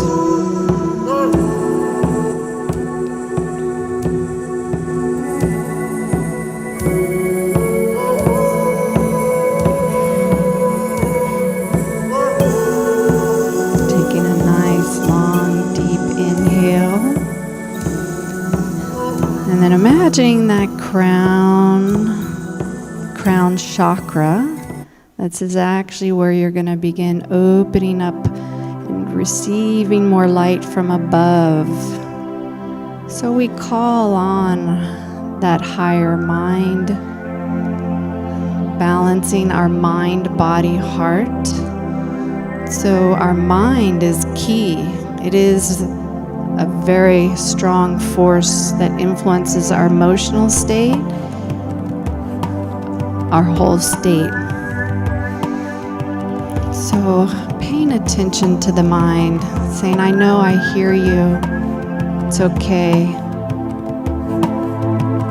I am in peace. I am taking a moment out to tune into me because I deserve a reset. I am strong. I am filled with courage to walk through what I am walking through. You claim that strength with that power of your heart. That's that sacred chamber. You tap into this fuel that you don't have to do so much.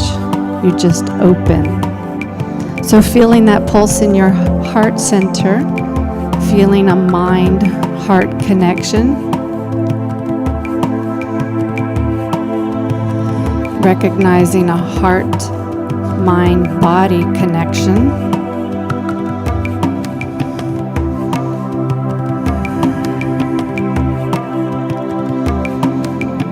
So here we can call on our guides, our angels, the masters, the Great Spirit, the Holy Spirit, God, Supreme Being, nature, whatever we want to call on, whatever you want to call on, call.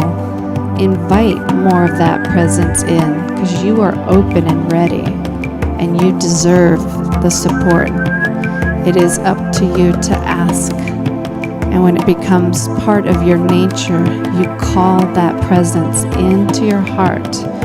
You become a force to move through with more ease and grace, which will support yourself and your loved ones.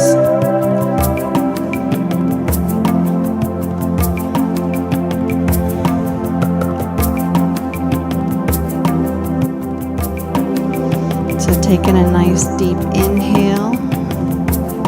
Remember, conscious breathing is the key. And recognizing that center of your being along your spine. I say breathe up and down. It's just imagining a tube of light flowing.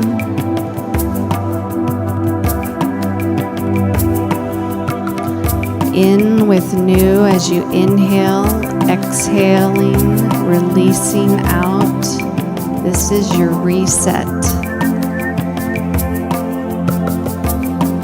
And as I invite more of my beautiful light, my soul and my higher self, I am having a spiritual connection, a vibration that I can trust on and surrender to, so that I can do less and be supported more.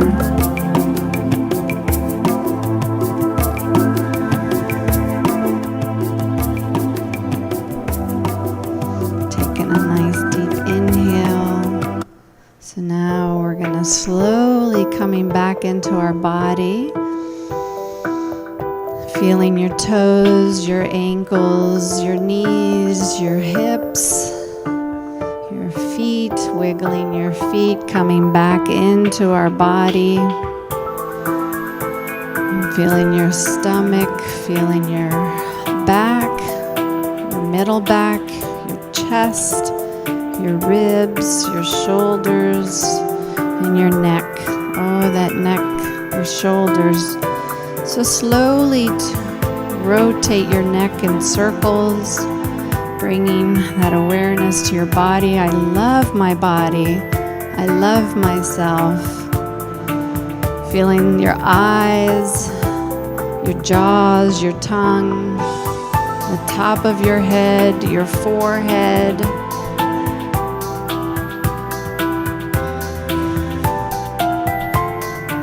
So imagine that bubble around you. This is you. Welcome to connecting to your energy body through your mind and your heart. Well done. So we're going to slowly come to standing position so that you can ground it in and feel it. So just grounding yourself, feeling your hips, your knees, your legs, little side circles, rotating those hips. We have a lot of stuff in our hips, ladies. We need to move these hips more often.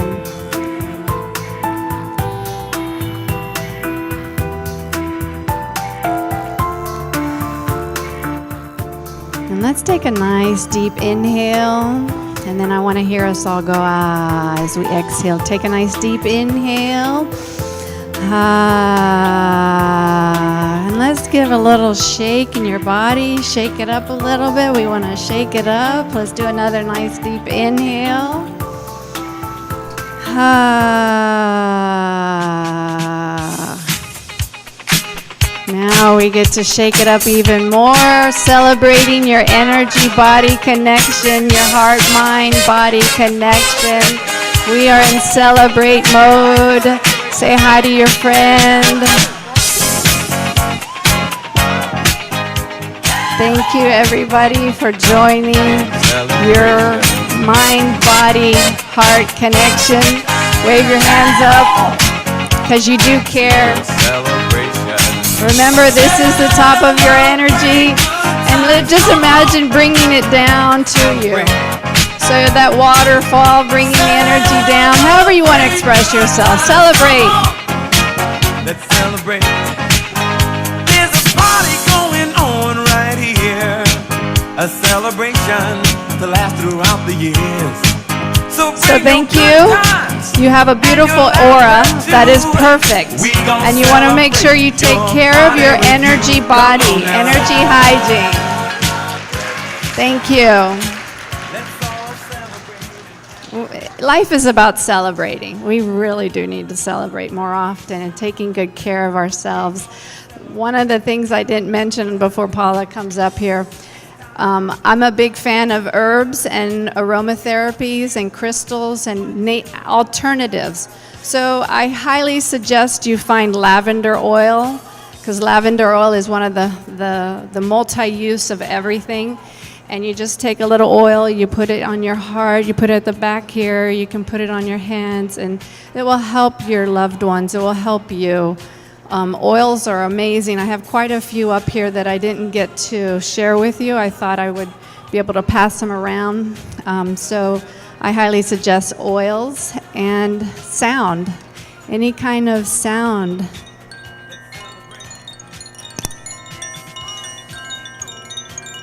Sound medicine, plant medicine, love medicine, energy medicine. We are that medicine. We begin to help others. So make sure that you take really good care of yourself, self-love, so that you can love others. But you can only love yourself first, and then you can love others. So thank you. Have a wonderful day. Thanks for being here.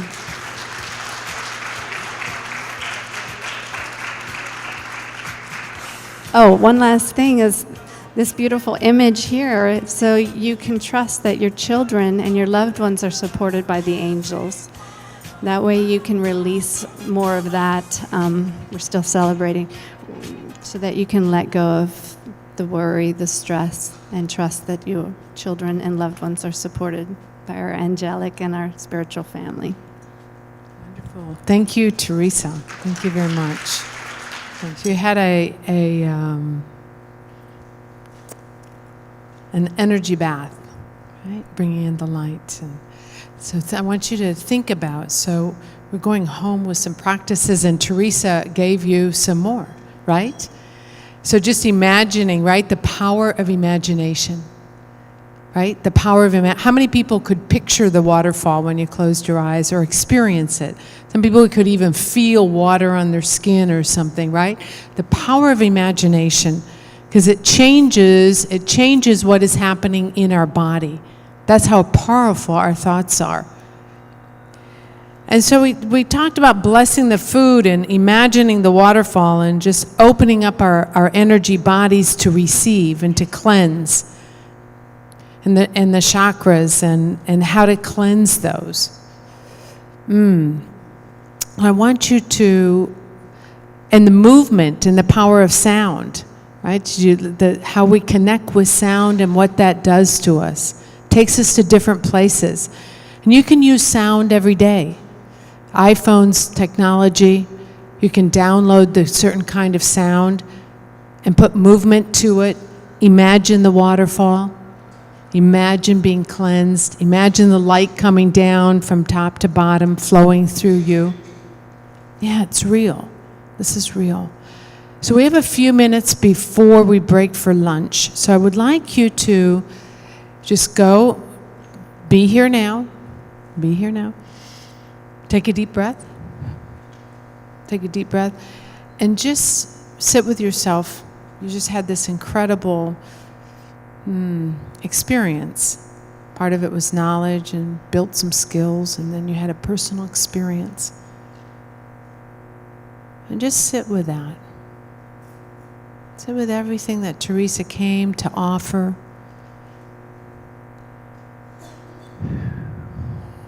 And see what comes to you. What is it of this that I can take home? What is of this that I can do, at the end of my day? What of this can I do if I'm having a stressed moment? I want to choose a calm reaction to my son or daughter. That's what I want to choose. What do I need to be here now and bring myself to calm before I take that action? I'm going to come home from a busy day, and I want to really be with my family tonight. How can I shift my energy so when I walk in the door, I can be here now with my family?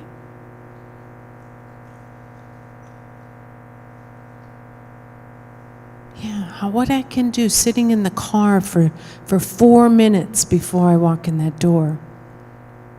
Yeah.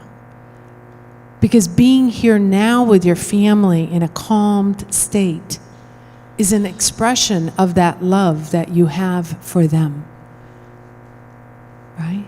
And we can be sitting in that car, and we can be clearing our field, and we can imagine those energy strings that Teresa talked about coming out of our heart, and just cleanse our own and say, I'm going to be here now when I walk into that room.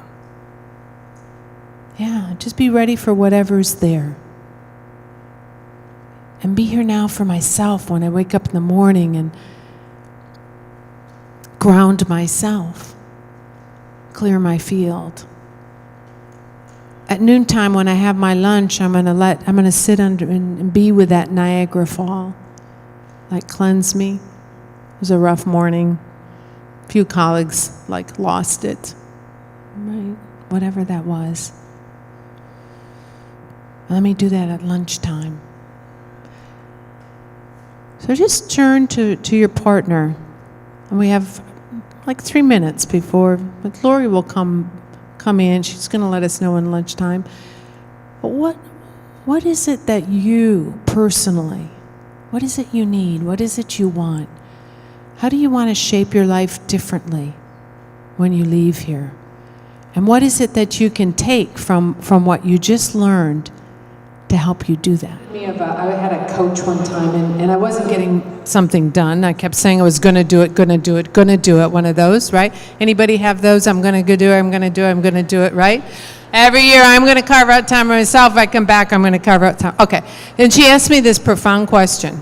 Okay, this is it. All right. You ready? She says, Paula, how do you get everything else? When you want to get something done, what do? How do you get it done? And I thought it was one of those big questions, right? And she goes, I couldn't come up with the answer. It was like a complex thought. She goes, you know how you get it done? You put it on your calendar. Right?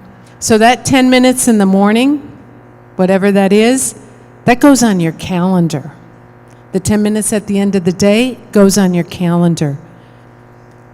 And that sit in the car before you walk in the house, or you're sitting there waiting for your child or someone to come wherever you're picking up.